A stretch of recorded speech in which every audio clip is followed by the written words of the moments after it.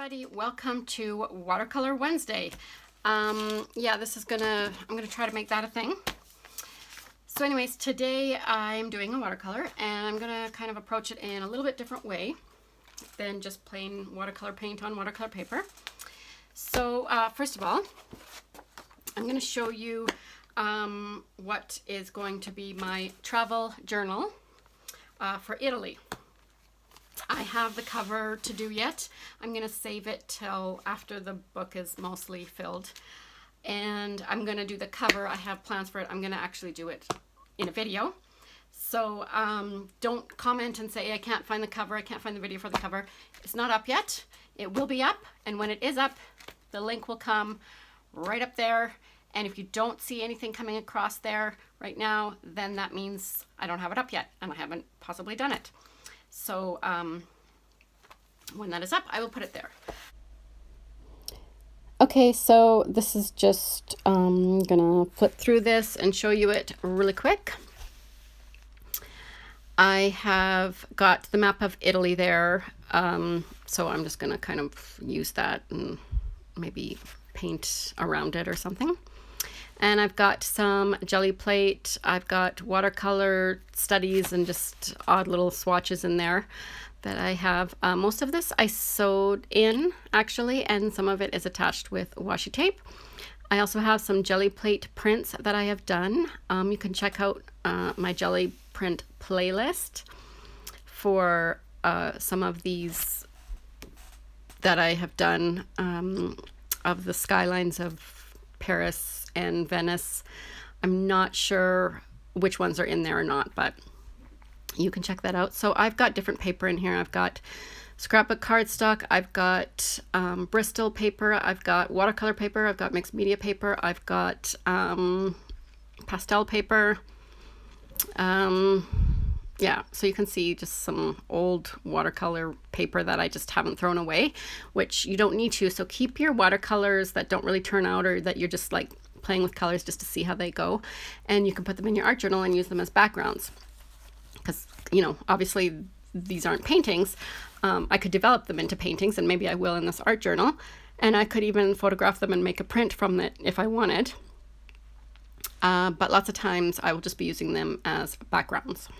That right there is, I actually did a video on using Brusho for that. That is another jelly plate print right there with Venice as the skyline. And that's going to have a little, I'm going to put a clear pocket on that so you can see through it, but it's also functioning. And so that is that journal. I have these things that I got from AliExpress. I have more, I don't know where they are. These are actually kind of like large washi tape stickers, but I really like this. And I kind of wanted to do maybe like the first page or something, like Rome, and then like when I'm ready for Venice kind of thing. And so I thought, oh, if only this was bigger. So for a long time I was kind of experimenting with, you know, kind of putting it here and there and whatever. And then I thought, why don't I see about printing it off on watercolor paper? I'm sure many people have done this. I'm not, you know, it's just a brainwave. Anyways, so that is what I'm doing. So obviously I copied this. I didn't sketch this out. So this would not go for, I would not sell this. I would not make it into a print or anything. So just for my art journal. And so it's fine to do that. So let's actually get my little spritzer. Do I have one? I'm trying to find my little spritzer. What happened to it? Things go missing. I don't know where they are. Okay, here we go.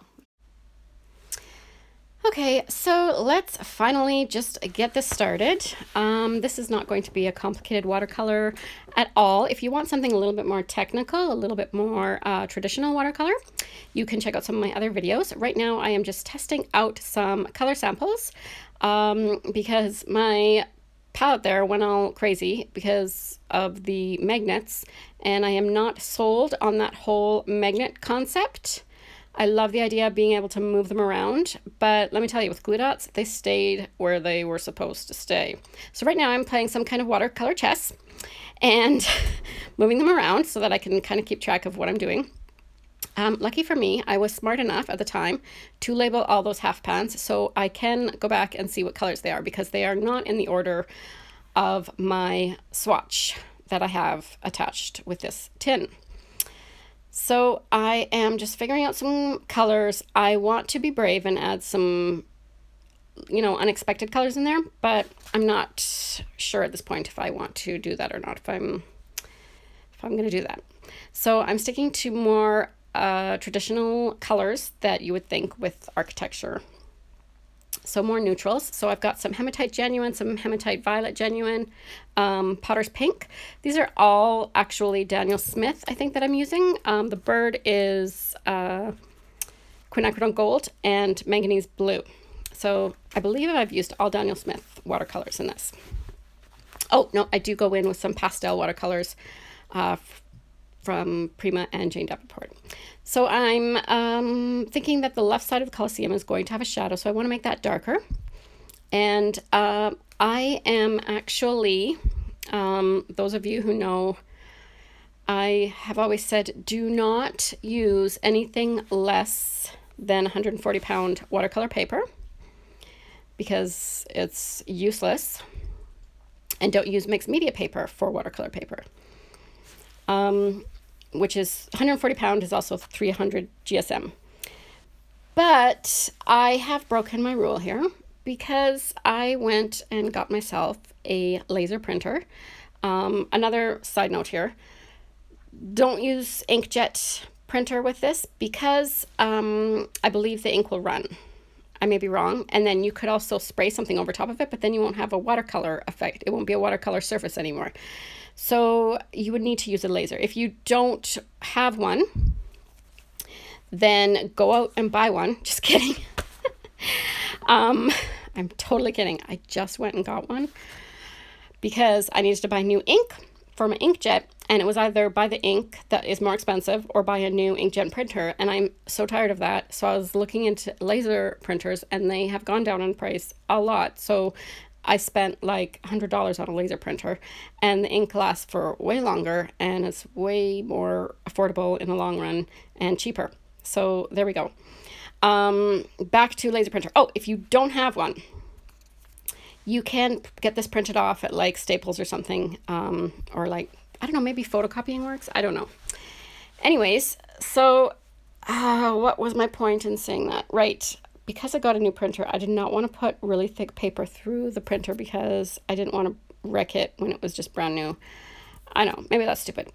So I put a lighter weight of watercolor paper in there, and the paper is warping and buckling, which I already knew it would, so it's not a big surprise. But the left side, I'm kind of overworking a little bit, so I do have to watch that, because you should not overwork any watercolor paper. And you can't just keep going in over and over wet. You can't just keep doing that on watercolor paper. It's not going to work. You have to know how wet things need to be and when you need to like let it dry. Also, there's a robin's egg there, or a bird's egg. I don't know. I guess the bird is laying an egg. I have no idea what that's all about. Just saw that now. Well, I saw it before too. And so you want to be careful with that. Also, I have heard a lot of people who are gessoing watercolor paper because they think that they're supposed to, and then they're very confused as to why that doesn't work.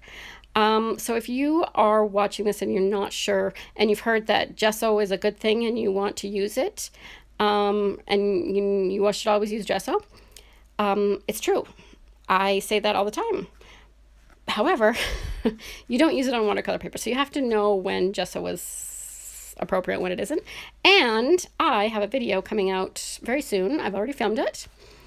All about gesso: when, where, why, how, who, and you can look forward to that. And it's all on different surfaces and when not to use it, when to use it, which is pretty much all the time except for a few times. But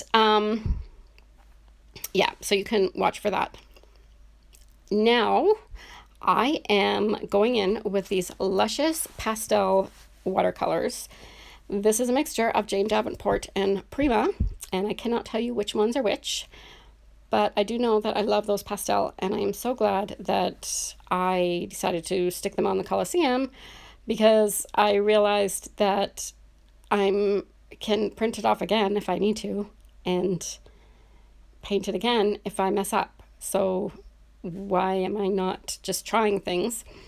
There's such a fine line between trying things and just going for it and just being brave, and then you're like, oh, I screwed up. And sometimes it's like, I don't know which one to do. I don't know when I should be more cautious, because sometimes you should be more cautious, and then sometimes you just need to go for it. And I never seem to get those at the right time. When I should be cautious, I go for it. When I should go for it, I'm cautious. I don't know what to tell you. So there is my painting. And I don't even think I would call it a painting. It's just a quick watercolor thing. So if this has given you some inspiration of things you could print off, let me know in the comments. I hope you has got lots of cool ideas that this might inspire. And I will see you on the next video. I will be doing a more traditional watercolor video next Wednesday, so you could be watching for that. But on Friday, I will have a new video out on gesso.